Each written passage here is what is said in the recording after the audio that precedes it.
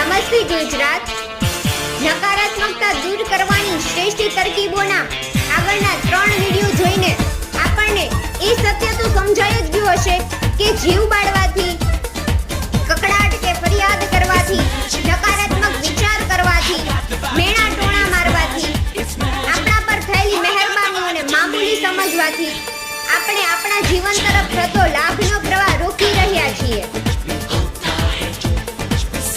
જીવનમાં જો કદાચ મોટું દુઃખ આવી પડે ને તો અજાણતાય આમાંનો એકાદો અપરાધ આપણે કરી ચૂક્યા છીએ